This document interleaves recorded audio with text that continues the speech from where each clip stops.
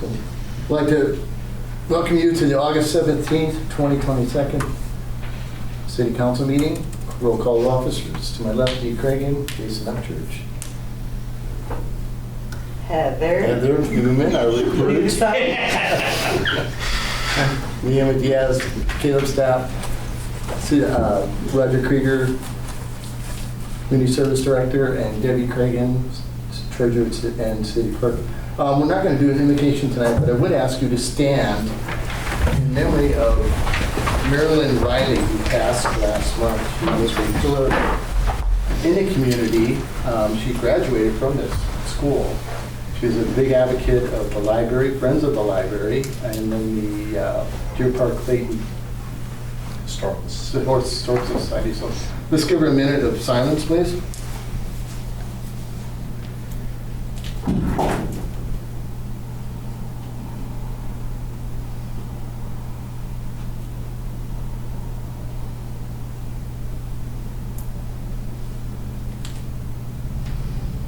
Okay, thank you.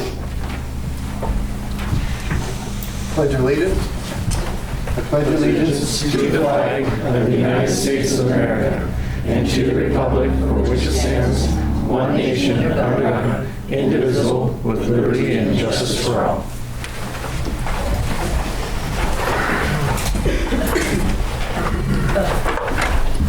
Item 4, approval of agenda. motion to approve. I'll second. We have a motion and a second. Any comments by the council or questions? All in favor? Aye. Motion carried. Item 5, approval of August 3rd, 2022 regular council meeting minutes. Motion to approve. I'll second. We have a motion and a second. Any questions or comments by the council? All in favor? Aye. Motion carried. Item 6, new business. Letter A, acceptance of statutory warranty deed Ryan Bill Homes, LLC, conveys and warrants to the city of Deer Park, tract number A, Shamrock Glen, second edition, as per plot recorded in volume 43 in short plots, pages 63, 64, and 65, and records of Spokane County. Roger, would you fill us in on that? So perhaps on this one, the easiest thing to do is to look at the other attachment that's a two-sided one that talks about it. And basically, when Shamrock Glen filed the original preliminary plat work, one of the requirements within the development agreement, I guess this was actually even before the subdivision, this is the development agreement that dealt with the off-site improvements along Weber, along D, and a lot of different things like that. Well, as part of it, they were in our parks plan, our comprehensive plan. There's an area or a pocket or in that area where a park was required element as far as development would go.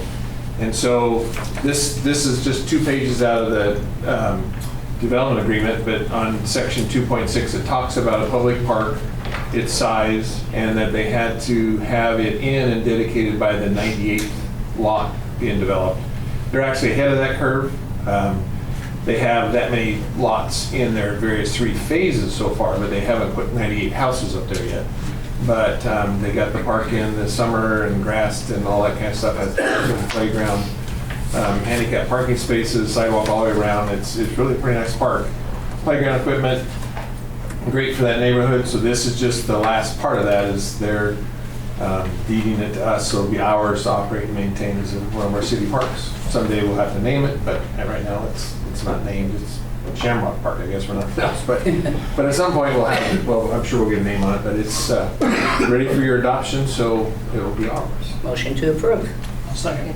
We have a motion and a second. Any comments or questions by the council? It's a neat little park. It's We were gorgeous. there this afternoon. We've been there a few times. Still got a ways to go on the grass, but it's coming.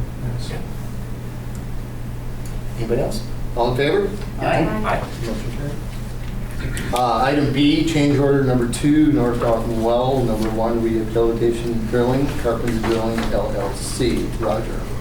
So this is actually a change or reduction in price. Again, trying to get it wrapped into the final work, so the amount owed to them under contract and the amount paid will be leveled out at zeros when we're all said and done.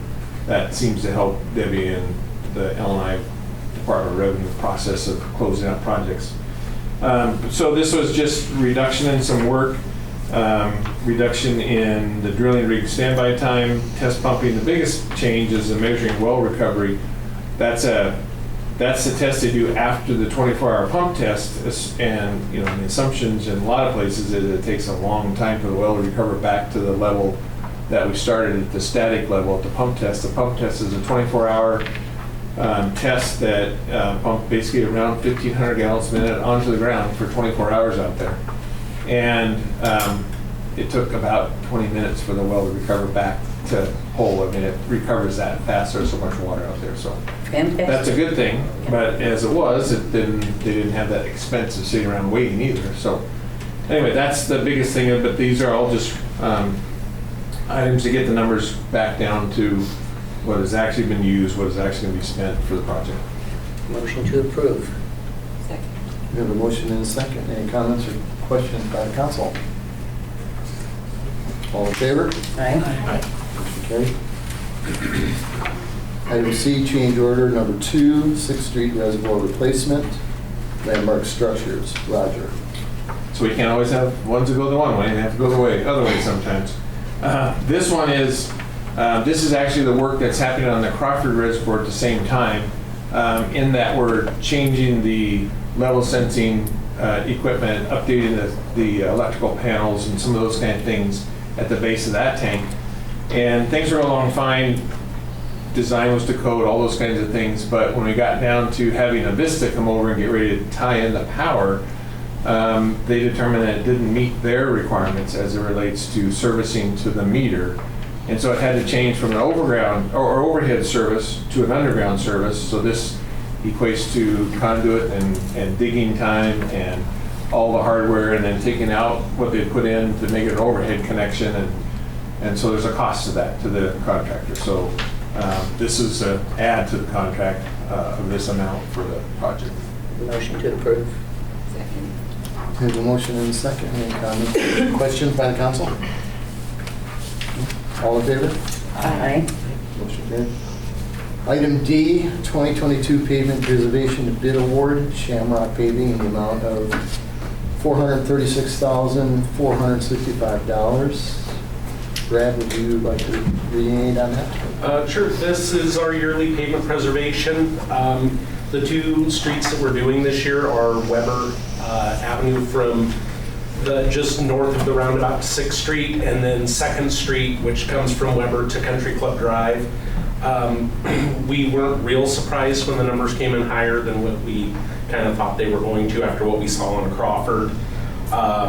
But we had 3 bidders, Shamrock Paving, Inland Asphalt Company, and Poe Asphalt.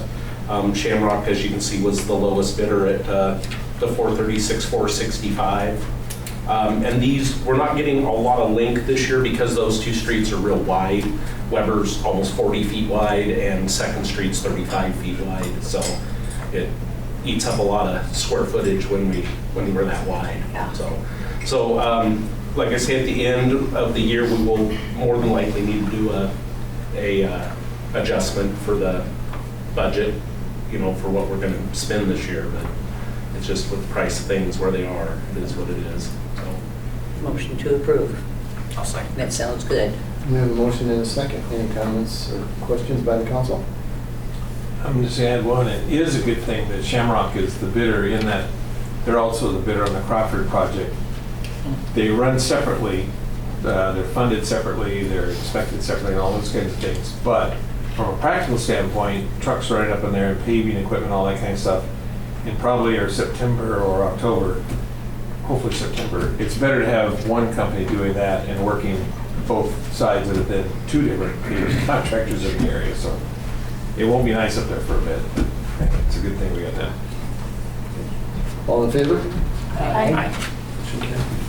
Item 7, we have no resolutions. Item 8, no ordinances. Number 9, consent agenda. Letter A, approval of voucher claim check numbers 4477 through 4517, the amount of $317,604.17 for the first half of August 2022. Item B is task order 2022-12, Mountain View Meadows Phase 1 construction. observation. Motion to approve the consent agenda. I'll second. We have a motion and a second. Any comments or questions by the council? All in favor? Aye. Motion carried. Item 10, report of departments. We will start with our building code inspector and our code enforcement officer. Jake Barles, you there? Yes, sir. You got the floor. So just a report. Okay, so just a report kind of where we're at today is that this point in the year as compared to last year with single-family residences, 2021 we had 37 single-family homes built and 12 two-family homes built. And as of today, we've had about, we're up to 51 homes, and I just got my first submittal for a duplex. So we surpassed last year's numbers.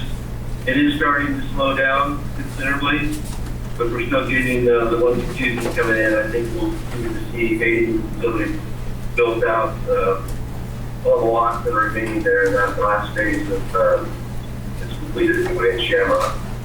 Our other builders in town are pretty much running out of lots at the moment, so everyone's kind of at the last stages of the homes that they have going right now, up to the exception of Dayton. And Bill now has 2 homes they're putting up there on call, so I'm sure. So after that, it's waiting for these other developments to come online. Single family homes. So that's what I have for today. Thank you. Thank you. Airport manager Daryl Schultz, you're up. So the pavement maintenance and crack sealing project started on Monday, and just like any project, it started out with a few headaches. Hopefully we're slowly getting things ironed out and running smoothly. Fire season has picked up a little bit. We've had the aircraft out on a few fires. Thankfully, they've been very small. They were out on one out at Hangman Valley today that looked like it was going to grow fairly quickly, but they got a handle on it and got it put out. We do have a reconnaissance plane flying 8 hours a day out of the airport, looking for lightning starts. Other than that, everything's going well. Thank you. Brad? Sure, the guys are real busy in the parks this year. A lot of sprinkler repair, a lot of, just trying to make things really, really right this year. Other guys been doing a lot of tree trimming and mowing. Grass is getting long, so we've been trying to stay on that. The swimming pool has run outstandingly this year. The lifeguards and the pool manager we have this year, we have had like no phone calls from them. We check on them once a day, and they have done an outstanding job for us over there this year. And last thing, we actually got a call, we had to turn the heaters down at the pool. That's the first time since I've worked here, we had to actually go turn the heat down. It feels good over there. Yeah. I've heard from a lot of people that it was really good. Yeah. So. Thank you. Roger? It helps not having to reheat a foot of water every No, 2 feet. 2 feet. I did the math, that's like 24,000 gallons. Wow. That's a lot of gallons. I know. Yeah. So what I have for you is I passed out a document that I thought I would fill you in on. It might be easier having it in front of you and so forth. Basically, we've had some folks that own some property that have been working towards the concept of annexing that property for about the last year between conversations back and forth. And up till earlier this month, they finally filed their formal annexation petition. When they do that, annexations for code cities like us are followed under an RCW 35A 14120. And basically what it is, it spells out the 3 tasks that council has to do at a future meeting. But right now, what is required is the legislative body has to set a meeting with the initiators, which we propose to have for the September 7th meeting when also City Attorney Zimmerman's here to meet. So in essence, they will be here, and that's when you'll have a memo from me, a little bit more analysis, a better layout of the project, and where this all is entailed and what we expect you to do. There's 3 tasks when you do it. You accept it, reject it, modify it, you deal with zoning, and you deal with bonded indebtedness. So there's, not that we have any, but those are the kind of tasks you have to do under that RCW. So really all we need for this, unless you have some questions, but there's been no action other than scheduling the meeting for September 7th to take advantage of when our city attorney is here at the same time. Okay, and I'm gonna make a motion to that effect. I'm gonna make a motion to set the date for the RCW 35A 24.120 required meeting with the Lakeside Annexation Initiators for September 7th, 2022 at 7 p.m. as part of the regular council meeting. I'll second. We have a motion and a second. Any comments or questions by council? Actually, question, just general, so are these going to be residential properties? Yes. Or, Yep. and how they're divided up, are they going to stay that way? Are they planning to subdivide even further? Oh, it'll be subdivided further because they're 10 and 20 acre parcels right now. And so Okay. it'll be 115, 20 acres that come in that then will go through subdivision processes and things like that as part of it. And so is this a developer that wants to do this? Are they planning, like, do they have a? Yes, they have a concept? layout concept of a big section. It's not, and I'm going to have it included in your packets. It kind of shows, the problem is it suggests some lot sizes that our zoning code doesn't allow and some stuff like that, but it gives you a general, this is what it could be type stuff, yeah. Okay. It would be part of the bigger packet when you get that. And does one individual or one entity own all of these properties? No. Okay, it's multiple. Yeah. Folks. Okay. Yeah, in the petition rule, the initiators have to be able to have 10% of the assessed value of the parcels to have a valid initiation petition. That in this case equates to about $400,000. It's about $4.2 million of assessed value there. And they have that easily with what they own. So from that standpoint, it's met. Some of these parcels are covered by, 5 of them are covered by water agreements we have with them, that in the water agreement, they have a no protest clause in that of annexation. And then there's some others that maybe aren't, except really wanting to do it, and then there's some others we're going to suggest to you to add. So anyway, that's kind of the gist of it, and so why you have it for you. Can you give us a crash course on the annexation process, or is that what you want to wait till September? Well, basically, so the initial meeting is when you, as a body, or you could postpone to the next meeting, but that's why I say taking advantage of the city attorney when he's here might be helpful. But your first task is to determine if the area would be accept part of the city's bonded debt and back that. Because if that was the case, those parcels would instantly have a tax increase to them. But we don't have any bonded debt for parcels, so that's an easy one. Okay. The next one is zoning, and what the zoning category is. The Planning Commission, through the comp plan, necessarily basically pre-zoned it, a residential 2B, which is 10,000 square foot lots. And that was done in 17, and it was done in 2011, it was done prior to that same zoning classification. And most of it is because it's based on our water comp plan that talks about water usage, and if we take lots and we increase the density 2 and 3 times, our current water supply, water pumping issue, we can meet our demands, we can meet our forecasted population. But if you double and triple growth areas in number of houses or number of density, that gets to be a different question. So in the zoning code, residential 2B is 10,000 square foot lots, and that's what we would expect to be coming across, and that's what the comp plan talks about. Now, you could increase the density. Later, the Planning Commission council through ordinances could increase the density, but that's one of the decisions. And the other one is whether you accept it, the petition as is, you reject it, or you modify it. And we're going to ask to modify it to add some parcels. And we'll explain to you how and why along Caldwell Avenue, basically, that need to be added. So that's the tasks you'll have. If you accept as is, or if you modify, or if you reject, that's the end of it at that meeting. Are we sovereign over bringing people in, or do they have to vote, like the property owners, do they vote, or how does it work? No. It's just all on us Right, to assume? it's all on you. So you do this first action, and then the city attorney drafts a annexation petition that takes, then the hurdle jumps to a 60% of the assessed valuation of the land to be annexed in, has to sign the petition in favor of it before it comes back to the council in a public hearing and ultimately annexation ordinance. So several steps to get there, but at a point it'll take 60% assessed value. So parcels that have houses on them are assessed more than raw land. So they have their work cut out. What do we gain aside from their tax revenue, I guess? Do we gain anything by bringing these properties in? Well, yeah, I mean, you gain that population. You take your population percentage that the county, through the start of the Growth Management Act years ago, doled out as far as who was supposed to take what in growth.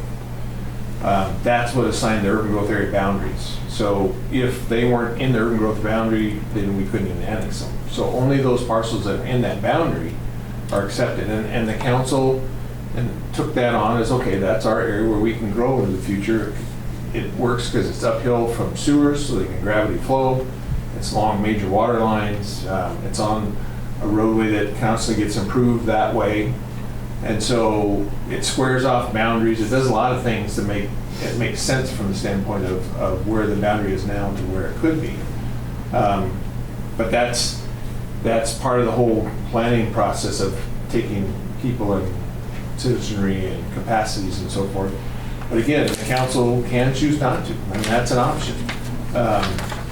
What does that mean for the land within the urban growth area boundary in the future? I don't know. Are there property owners in here that don't want to be annexed? I think there'll be some that the ones we're going to suggest you add may not want to be. Okay. Well, okay. But that's your decision.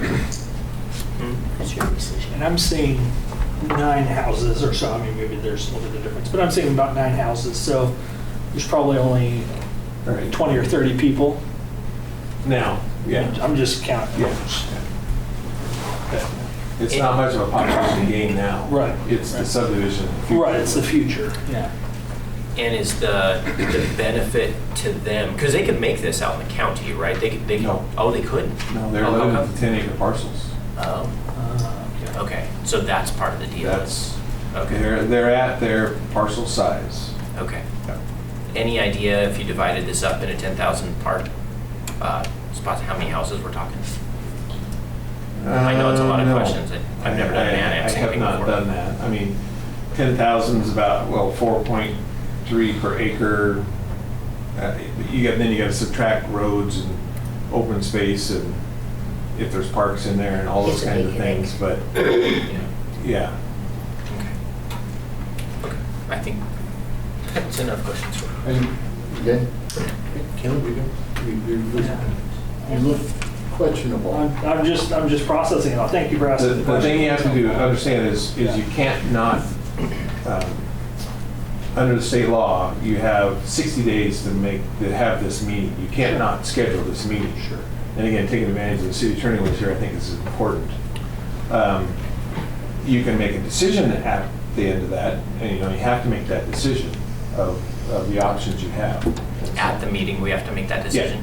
Oh, we can't? Oh, I'm not saying you couldn't possibly postpone to a future meeting, 2 weeks out. Okay. But within that 60 days, you're required to have that meeting and have that determination made if you will entertain the annexation. Will all these property owners be notified that that meeting is happening that day? The initial one, not necessarily unless they hear through the news. The future meetings, if you choose to go forth and consider the application, or consider the annexation petition, then there's a public hearing held. That's when those folks are notified about the public hearing to have comment. Okay. And the automatic zoning is to be residential 2B Correct. unless we proactively change something as we annex them to say, no, these folks get to keep their 10-acre parcel. Is it- Well, yeah, I mean, just because they're annexed, they could still have a 10-acre lot. Okay, You great. know, That's great. it takes them to want Yeah. to subdivide. Great. So somebody could, we could have somebody that does not want to be annexed, gets annexed anyway, and some things would change for them, but not everything. Right. Yeah, they could stay with their 10-acre parcels or 5-acre as long as they want. Okay. Or they could subdivide to something bigger. They could choose to do that. Typically, development companies don't do that. They're looking for the highest density they get. Yeah. Good. So we have a motion and a second. All in favor? Aye. All right. Okay, so to continue on mine, tomorrow the new reservoir will go online. There's still electrical work to be done inside. We won't have monitoring relative to tank elevations and some of those kind of things, but it'll run parallel to the 6th Street Reservoir for now, and we'll use those controls to kind of keep an eye on where the water is. But it is virtually done. There'll be a bunch of those things they have to come back and clean up and do and so forth, but the water in there, we had to fill it. It took us about 7 days to fill it because we had to do it through the booster station and fire hose back. But we got that done, passed the water quality test it has to do, so it's just waiting for us to open the valve and start using it with the other reservoirs. So that's supposed to happen tomorrow. Working on the paperwork for Crawford Avenue and the contracts and all those kinds of things. It just takes time to get that stuff put in place. We want to make sure we don't, well, we're going to crash with school no matter what, but try to move it after school's open for a week or two to get some flow with the school buses and families and people and so forth. But it's set up so where there's traffic control running cars through the project where the work's going on because of the environmental requirements that DOT now has if we set them around some other way. Not that people can't find their own way, which I think they will, rather than go through the road closed and that signage and the flaggers and all that kind of stuff. But anyway, so that one's progressing. Tomorrow afternoon we have a bidders meeting for the wastewater treatment lagoon project. And then I'm sure we'll go down to the plant and there'll be questions they can ask of the engineers and the whole process and the timing and so forth. It bids in a couple weeks. Unless we still are working with the Department of Ecology Dam Safety Division relative to bank stabilization and liquefaction in soils and stuff that's over my pay grade of understanding all the stuff they're talking about. But we're getting there with our geotechnical engineers and the Department of Ecology engineers, and so we'll be there soon or shortly thereafter. Any questions? In the Shamrock Glen, because you just mentioned that and traffic and stuff, will there be any streets that dump into Crawford through that?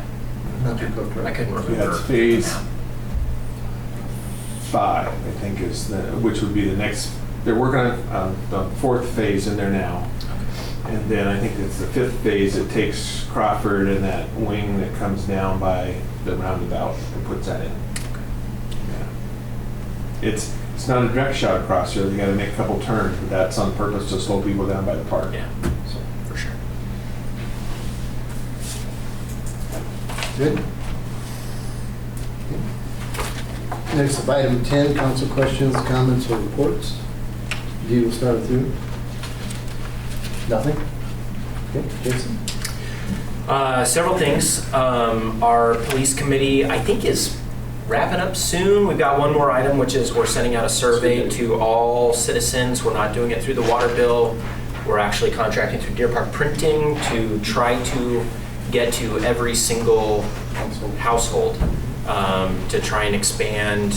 It's a big decision, so we're willing to spend a little bit more money to try and ask folks about it. So that should be coming out next couple of weeks. She Maybe. is working on it right now. Okay. So we're looking probably a week Okay. before it gets sent out. So there's that. I heard through the grapevine we lost our computer guy, Dean, or whatever. Does that affect what we were talking about a couple weeks ago with computers or technology or anything? No, doesn't affect anything. Okay. Okay. Do we need to replace him? Not at this time. Okay. And then the other thing is I handed out to the council, this is a little brainchild that I've been thinking about for a while now. As we grow as a city, one of the pushbacks is we're growing too fast and that sort of thing, and we can't change necessarily the quantity of people that are coming, but we can change the quality of things in our city. And what this is an outright ban on, it's a potential ordinance to outright ban marijuana production, processing, retailing, and collective gardens. It's a hodgepodge based on a whole bunch of other cities, their ordinances to ban these things. I think there's over 80 different cities that completely prohibit all marijuana production, processing, retailing, and there's like 90 that have restrictions of some kind. So our code already, and Roger, please correct me, it sort of bans these retail businesses through a back door by saying, well, if it's illegal statewide or if it's illegal federally, then they're not available to do that. Well, it's legal now statewide, and who knows where the federal administration is going to take us. So if it becomes legal on both, then we're exposed to that. So I got a whole bunch of whereases here, and as recently as the 2018, there's a city council meeting. The council at the time expressed support of not allowing marijuana retailers here for some obvious reasons. But this I forwarded to the city attorney. He said it looked pretty clean in terms of just a simple ban. We're not talking about changing zoning and going through the planning commission and all that, just a simple ban across. So I was hoping to maybe have this put on the agenda for next time. You guys can look through this and maybe we can have a deeper discussion on it next time. And that's all I have. Okay, thank you. Naomi? Women like to talk, and I just don't understand this. Jason's covering for all. Yes. Got it. We're good. Caleb, Only if we have something important to say. Caleb, you know. City Hall. That was dangerous. Yes. The City Hall Task Force report. We met yesterday with the firm that we have narrowed the field down to. We had 4 proposals that we've been reviewing. We scored them and then met with the firm yesterday to begin narrowing the scope and negotiating the price for this study. We're going to meet again with him tomorrow morning at 9:30. Continue, especially refining the price and looking at how do we make that reasonable and healthy for our city. Initial indications are it's more expensive than we thought, which is not a surprise this year. So there are some good things in the timing, in that if we can pay for part of this project this year and part of it next year, that can help us fit within the budget as proposed for this year. And overall, as all costs have gone up, it's still a necessary cost as we determine what we do with this building long term, because the cost of not knowing is the greatest cost we can pay. So whether or not we actually take action in the next several years or not, this money still helps us make that decision based on what's actually here, and that's really crucial. So more news hopefully for you at our next meeting, where we'll hopefully present them and say, hey, here's our recommendation, here's our proposal, let's move forward with these folks. But we're working through that process. Let me add to that too. Because, we put together a pretty detailed list of things we want them to do. There's 12 tasks, I think, 13 tasks or whatever. So I think, because if you don't look at it extensive enough, then it's a bunch of thoughts and opinions again, and we're back in the same thing. And you can't ever find bond financing or other financing or grants without having this kind of analysis done to say what is it really going to cost. So I'm surprised it costs as much as it was. I thought we had plenty, but we may still.